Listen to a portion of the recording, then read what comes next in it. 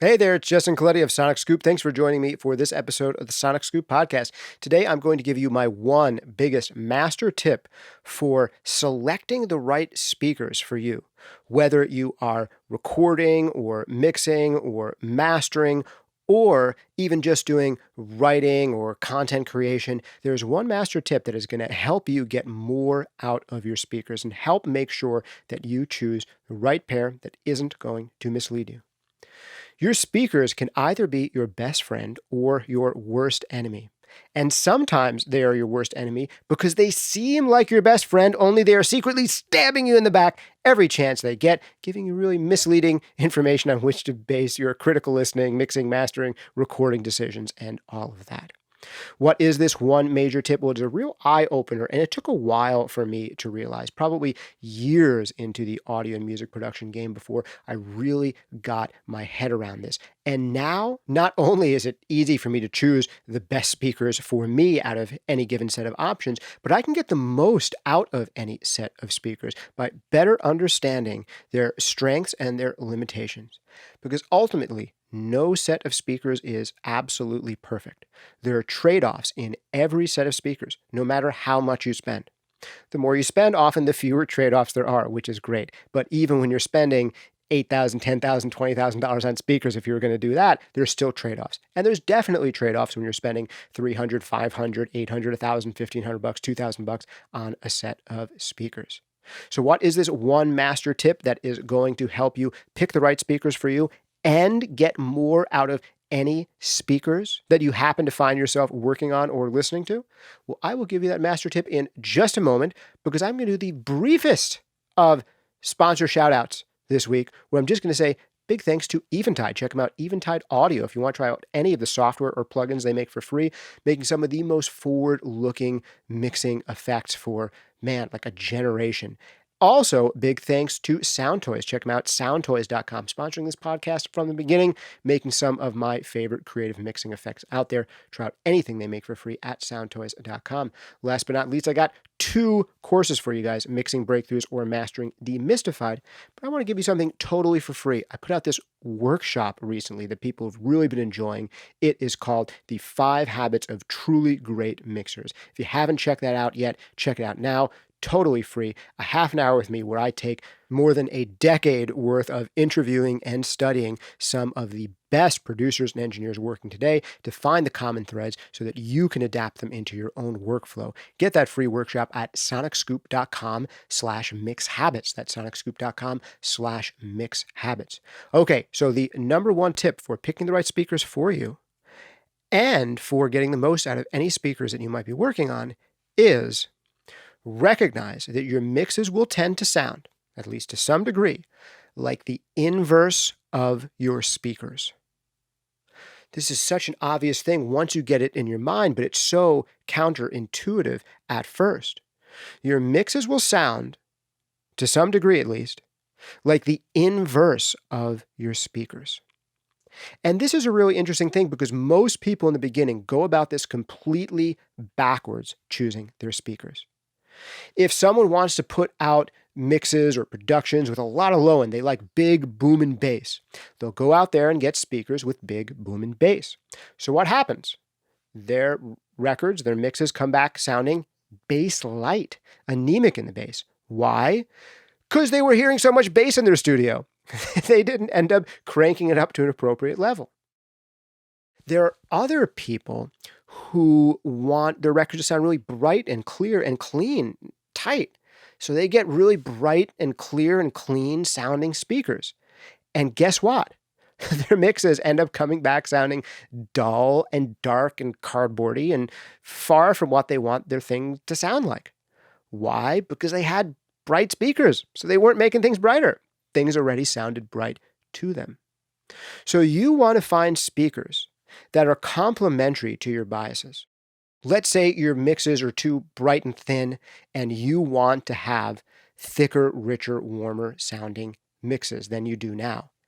If you go for thicker, richer, warmer sounding speakers, then chances are your mixes will continue to sound relatively bright and thin.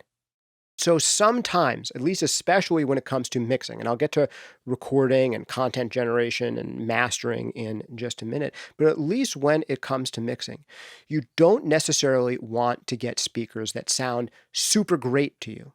You want to get speakers that are useful. And this is one of the reasons that the classic Oratones and Yamaha NS10s have been studio mainstays for, generation and a half or more. It's because nobody wants their record to sound like a record coming out of a pair of Yamaha NS10s. For those of you who have not used them before, the reason they're so popular is not because they're amazing, it's because they sound somewhat terrible. They're not terrible everywhere. Actually, the low end on Yamaha NS10s is pretty good. It's very resonance free. They don't have any ports in there, so the low end you get out of Yamaha NS10s is actually pretty good. The only problem is there's not a lot of low end there. So under 100 hertz, things are really rolling off. But the low end that is there is pretty good.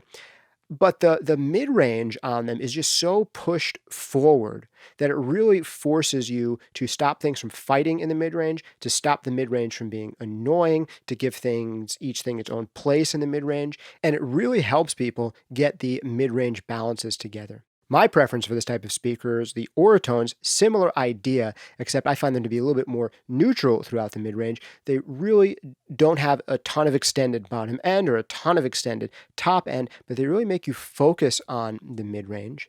And your mixes end up coming back sounding not mid-rangey because you're making everything fit together in the mid-range because you're really focused in there. So the Oratones are great for that. But you don't just have to work on one little tiny speaker. There are full range speakers that are great. For mixing, I'm a big fan of Atom speakers. I'm not saying this because they're endorsing the show. They are actually currently not. I would say this whether or not they are. They make some of my favorite speakers for mixing because the top end on them is nice and subdued. And because I kind of get into a place where I mix a little darker than the release should be, they encourage me to add a little bit more sparkle and sizzle on top and allow a little bit more presence to come through than I might otherwise be inclined to do. I also love their mid-range. If you get into their three-way speakers, I think they have the usefulness of NS10 or an Oratone, but with the full bottom and full top that you want to have a full set of speakers. So that's a great way to go. But other people may choose different speakers because they might have a different set of biases. There may be other people who are inclined to mix too bright, so they want to get a bright sounding set of speakers to encourage them to go a little darker and fuller.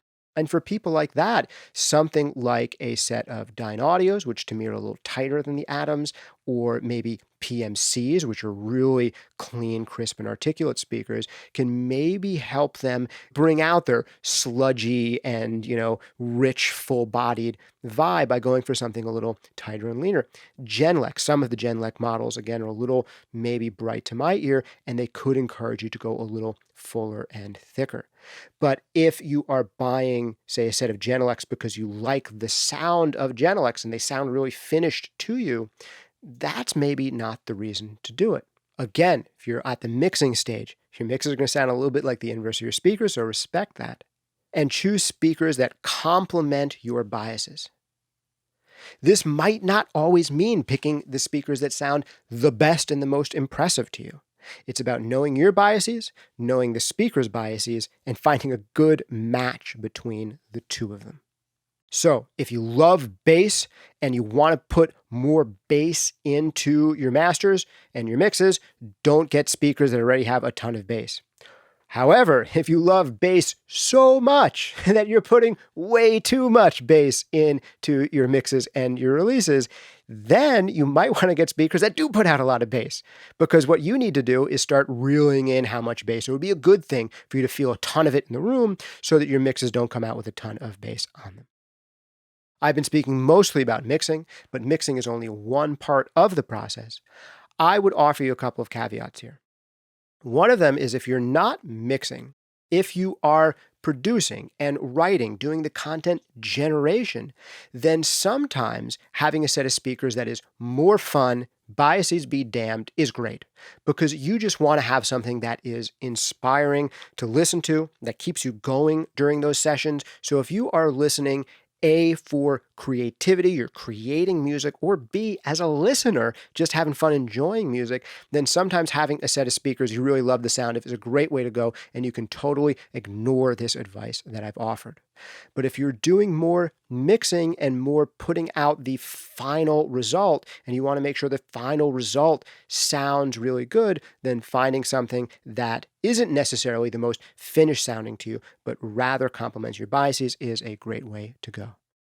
And you can see a lot of us wear two different hats. So having two different sets of speakers is often welcome. It can be great to have a hype you up set of speakers that is fun to listen to, that keeps yourself and the artist inspired, particularly when you are tracking, listening back to the take that they just did, trying to come up with cool parts or ideas, layering track after track and staying inspired, but maybe not obsessing about the last little fine points of exactly how it's going to balance against other things, then going for speakers that just speak to you, that are impressive and interesting and beautiful sounding to you is a great way to go. And then when you're mixing, having these speakers that may be the opposite of what you want in some ways can be a great way to go. So having two sets, and a lot of people end up having three sets at some point, can be very cool. So one set of fun speakers, one set of inverse speakers, great for mixing. That can be a cool way to go. Lastly, if you are mastering, I generally recommend that you need a higher caliber of speaker than any of your clients, and you need a higher caliber of room than any of your clients. It doesn't necessarily have to be perfect, but it definitely has to be better than what your clients have. And in that case, going for speakers usually that have at least 3 drivers, that have as precise bass low frequency response as you can get, and have as flat neutral of a high frequency response as you can get, is usually the way to go.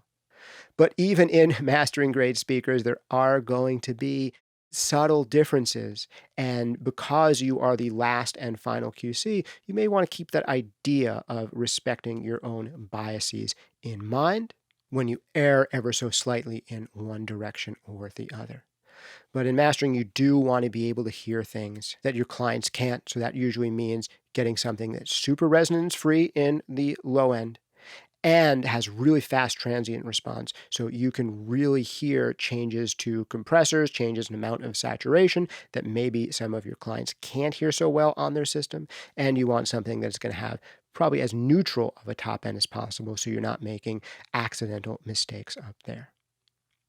Well, I hope that is useful for you. I hope it gives you some ideas for getting the most out of your current speakers, or for choosing your next set of speakers, or for going into a new room and making sense of a new set of speakers, getting to learn your speakers and your room, and getting to very quickly be able to figure out any speakers that you end up being in the room with that you have to do critical listening on is huge. And it is part of the skill set you want to develop if you want to be really good at audio and music production. That idea is actually habit number 3 in the 5 habits of great mixers that I've identified and want to share with you for free. If you're interested in finding out all 5 of those habits, where I go into even more detail on how to get there, check out the free workshop, The 5 Habits of Truly Great Mixers, at sonicscoop.com/mixhabits. That's sonicscoop.com/mixhabits. Thanks again for hanging out with me, and a big shout out to our sponsors for this week, Eventide, making some really cool creative mixing effects. Check them out, eventideaudio.com, where you can try out any of their software or plugins for free, or check out any of their hardware at a dealer near you. They make some really cool rack effects, synths, guitar pedals, and the like.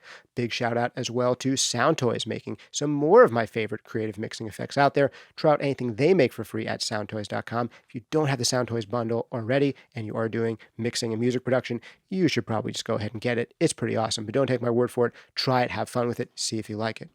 I also have 2 full-length courses, Mixing Breakthroughs and Mastering Demystified. If this has been useful to you, I can guarantee you, with a money-back guarantee, that either of those courses are really going to help you out. Check them out at mixingbreakthroughs.com or masteringdemystified.com.